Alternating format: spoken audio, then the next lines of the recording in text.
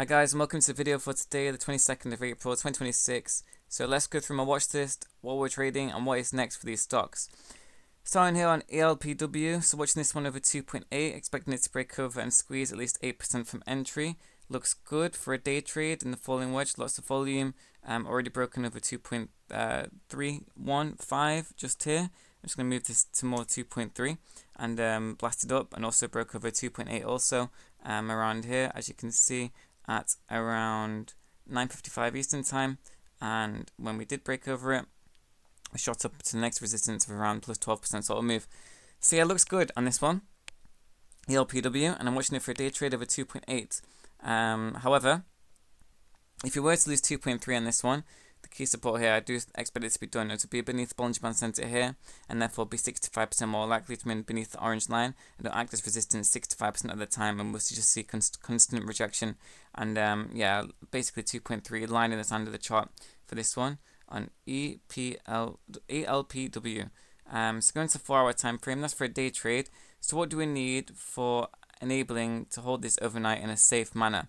On ELPW, the 4-hour will tell us, and the 4-hour tells us that a 4-hour resistance of 3.15 is critical, and a 4-hour green candle close over 3.15 is needed in order to gap up to the next resistance of 4 for around a 20% sort of first target from what, by the time you get filled on this one. So I wouldn't hold this overnight until we get a 4-hour green candle close over 3.15, but end of today, end of tomorrow, 4 p.m. Eastern time on this one.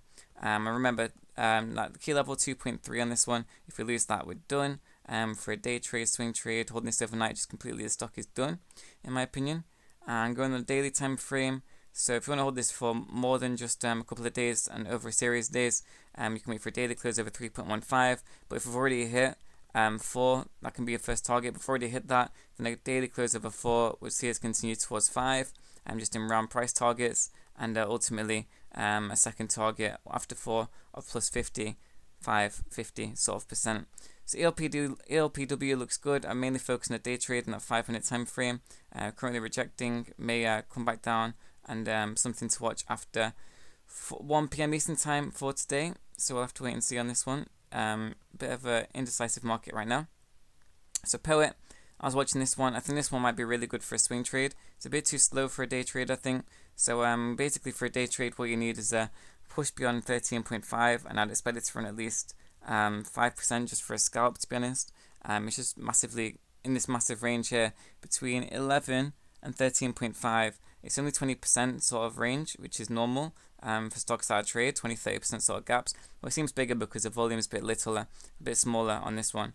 But looking at this for a swing trade, a 4-hour candle close of 13.5 would be good for holding this.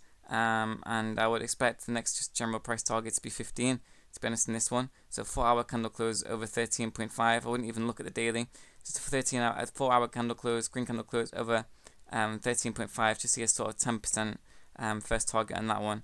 POET looks okay. Maybe not as good as I thought for a swing trade, but I'm focusing on the 4-hour candle close over that key level there at 13.5. I don't think the 5-minute will happen for a day trade.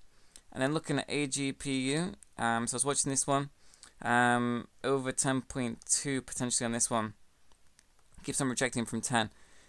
It's just a bit difficult, so let's turn off extended hours. So it looks a lot easier when you do it like this. So, I mean, basically, you can argue it's a wedge, but because of the activity for today, I would personally go with descending triangle, which means it's more likely to break down. I'm not sure this one will break over 10.2. All you can do is watch it and wait for it to break 10.2. From there, expect it to run at least 6% from entry. However, if we were to lose some support on this one, if you lose 9 on this one, I do think we'll be done. So maybe you can chalk in a bit of a red line here. 9, if we lose this, you come all the way back down to support, and potentially failing a double bottom and retesting the golden cross of the 60 EMA around here, $7. So you don't want to lose 9 on this one, key level, and a push beyond 10.2 should see us run at least 6%. The 4-hour, so if you want to hold AGPU overnight, you'd need a 4-hour candle close over 10.8, I would say, 10.85, just sort of engulfing this current red candle here. So if this red candle was green and over the resistance of 10.2, it would be good. And it's only going to be green with a push beyond 10.86. So any 4-hour candle close over 10.86 by end of today, end of tomorrow, 4 p.m. Eastern time, would be good on this one. And remember, if we lose 9, we are no good in this one. Looks done. Daily time frame doesn't look too bad. To be honest, I just focus on the daily candle close over 10.86 also for a swing trade in this one. And it should continue up towards 15 for around a 45% sort of move. So it probably looks best for a swing trade, this one actually. Daily candle close over 10.86. First target of 15. Maybe sell somewhere around 14.8 just to be safe. As we're currently finding support not only on the A support but 200 EMA and 200 MA here.